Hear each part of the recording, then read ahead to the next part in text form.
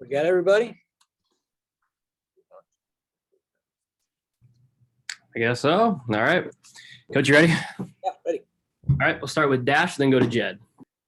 Hey, Coach. I know you didn't coach Kyle Farmer when he was here, but whenever I look at Josh McAllister and his versatility, the type of hitter he is, I just draw a natural comparison. Am I totally off base with that? Yeah, it's a pretty good call. It's the first time I've heard that one, but they kind of look alike too. Same body type and same kind of athlete.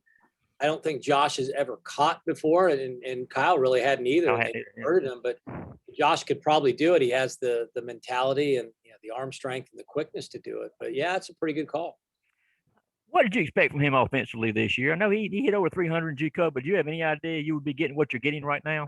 No, not at all. And we just felt like he played really well in inter squads. We hadn't seen him in a real game yet. He wasn't eligible to play in the game when we played at the University of Florida, played in Jacksonville. So we just hadn't seen him play yet in a real game. In inter squads, he'd been good, but no, we didn't by any stretch expect this. We know he's a good player, but he was platooning at the beginning of the season with Buddy Floyd, and it was just going to be one of those things. The message to both those guys was, hey, you're both going to play early, and someone's going to win the job. And obviously Josh has won it. He's played extremely well. We missed him when he was injured, but guys stepped up. Garrett Blaylock and Connor Tate really stepped up when we didn't have him for the Vanderbilt series. So, but Josh has been a great surprise for us, a pleasant surprise, and played extremely well. Just last thing real quick, just on his hitting approach. I mean, I know he doesn't walk a ton, and some of your other guys don't either, but he's only striking out one time almost every 10 times at bat. So he's making a lot of good, solid contact, and that's one reason I'm assuming you put him at the leadoff spot. Yeah, no, he's really aggressive. He isn't going to walk much, and he isn't going to get to two strikes much. And everybody knows that it's out on him, but he's got really good vision. He sees the ball really well, doesn't chase, doesn't swing at a lot of bad pitches. But if you hang a breaking ball, he's going to hit it a long way. And he steps in the bucket a little bit. When you watch him, he steps a little bit towards third base, so people think that they can throw him breaking balls, but he stays in there really well, and he's got opposite field power too. He can hit balls the other way. So just a natural hitter that has bat speed and strength, and he's a tough kid and just has the kind of mentality that you want in your lineup. All right, thank you. Hey, Coach, kind of staying on the Josh McAllister train, when these past few games he's been a leadoff, I think he's reached base, I don't know, like 9 or 10 times. I think how does he make the guys behind him better with what he's doing, out of the leadoff spot so far? Well, anytime you get a guy on base, the infield's going to change. You got to go into double play depth. You got to hold the runner at first base, and maybe the outfield. If it's late in the game, the outfield goes to no doubles. So there's just a lot of things that change once you get guys on base. So that's why it's so important to get that leadoff guy on, because you've still got a threat of a bunt, you still got a threat of a hit and run, and it keeps the defense guessing. If you're not getting leadoff guys on, you're looking at an offense that's not going to score much. And I think that's what you saw a lot from us. Those first few weeks of the SEC, we weren't getting a lot of leadoff guys on, and we've done that. Even when Ben was leading off, he was getting on base pretty regularly out of the leadoff spot, at least better than he was. But Ben just had a rough game. We just decided, that Friday night against Kentucky, everybody had a rough game, but we just decided to shake things up, and we put Josh in the leadoff spot, and he's kind of taken off from there. And, no disrespect to Ben Anderson, but Josh seems to be more of a power threat than Ben is at the plate. What, I guess, does that do for an offense when you've got a guy who, from the very first pitch of the game, he's a threat to leave the yard? Yeah, I wouldn't be shocked if you start seeing some first pitch of the game breaking balls, just because he's so aggressive and has that power.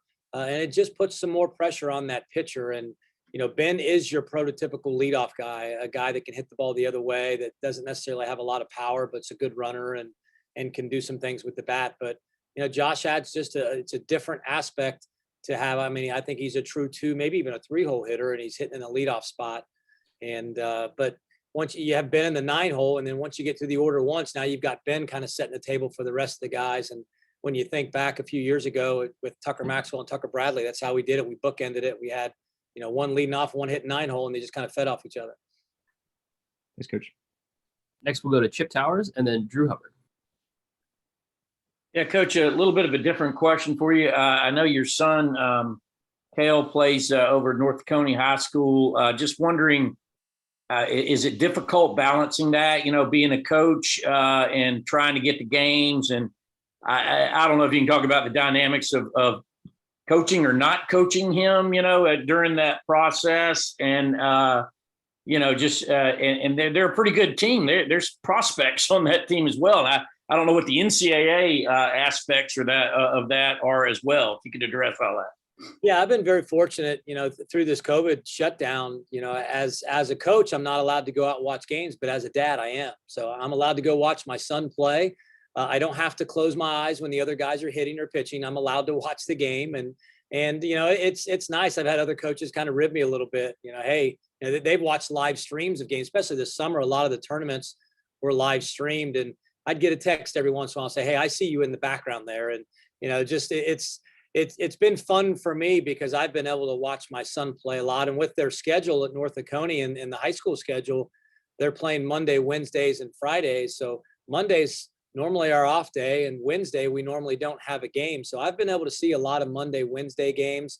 And I am just a dad. I sit in the stand. I actually don't say a word. I don't yell at umpires. It's kind of a break for me. I really don't say much. I just kind of blend in, and it's kind of nice. It's fun. And as far as coaching him goes, I usually let him ask the questions. My dad as a kid, like most of our dads, he coached me. And when you get older, sometimes you think you're smarter than your dad. And I think we've all been at that moment. And I remember those car rides. Sometimes you're getting beaten up by the stuff that you did wrong, and you really don't want to hear about it. So, I've just kind of taken the approach. I let him ask the questions. And sometimes we've had about 20 minutes of silence in a car coming back from a game. And then he'll just start talking. He'll say, my second at bat, I did this. And he opens the door for me, and then I'll walk through it. Then we'll start talking about it. But I let him kind of initiate it. And, him being a catcher and me being a catcher, we talk a lot about that. And it's really fun. It's been enjoyable for me as a dad to be able to go watch him play. Thanks, Coach. I appreciate it. Yep. Hey, Coach, going back, I think you mentioned the start of the season, but winning these last two series against Vandy and Kentucky. So are you seeing the team get better kind of as the season is progressing? Yeah, there's no question. We're playing better baseball, and going into Vanderbilt, you could say we were limping into that series. We had lost 3 straight series in the conference. We had lost a really tough game to Georgia Southern, 2-1. We got 4 hits, just didn't play very well. And to Georgia Southern's credit, they shut us down. But that's a game that we felt like we could have and should have won, and we didn't. And so we go into the number 1 team in the country not playing very good baseball, and we turned it around. The guys answered the bell. They felt a little bit disrespected, and we challenged them as coaches, and they answered the bell. And we played really well that weekend. And I think that kind of proved to everybody that, yeah, we can be a pretty good team. And we've played well since then. Hopefully that's the turning point. We can continue to be consistent and play good baseball, but we're certainly playing a lot better now than we were, 5 or 6 weeks ago. And with the roster being so many freshmen, are you seeing those guys kind of mature as they go through SEC play? Yeah, no question about that. Corey Collins went through a funk there for 2 or 3 weeks where he was struggling. And just like a lot of our hitters, Vanderbilt was kind of his coming out party. And since then, he's hit several home runs. And, you see Parks Harbor didn't get to start against Clemson, but came in late and went 2 for 2 off the bench with the game winner. And Fernando Gonzalez, the game has really slowed down for him. We knew it would.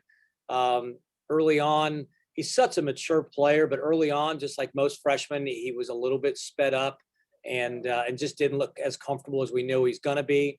But now you're starting to see that the game slowed down for him. He's playing extremely well. And all those pitchers, we've had 9 freshman pitchers pitch for us, and those guys have all had success, and they've all had some failure too, which is a good thing. And they've had to kind of overcome that. And those freshmen are slowly turning into sophomores. And I think the last question for me, is there like one specific area, whether it's offense, defense, or pitching, that you're seeing improve throughout the season? Well, our defense actually has gone the other way. Leading into the league, we were leading the league in fielding percentage, and we were one of the top teams in the country defensively. And in the league, we haven't defended very well. And that's something I want to see improve and get back to where we were. And we played very well defensively, I felt, on Tuesday night, except for our 7th inning, which was like the twilight zone. But other than that, I thought we played really well defensively. Offensively, I want to see us, cut down on strikeouts. It's really tough to do in this league when, like tomorrow night in Missouri, that Halverson's 96 to 100. I mean, he's going to throw 100 miles an hour. So pretty hard to cut down strikeouts when guys are throwing that hard in this league. So, but I would like to see some 2-strike approaches, putting some balls in play and making some things happen. We did that Tuesday night at Clemson. We had some big 2-strike hits. But, overall, I think we're playing good baseball. Would like to see our defense clean up a little bit. Awesome. Thanks, Coach. Okay. Thank you, Coach. We all good? Yes, sir. Great. Thanks, guys.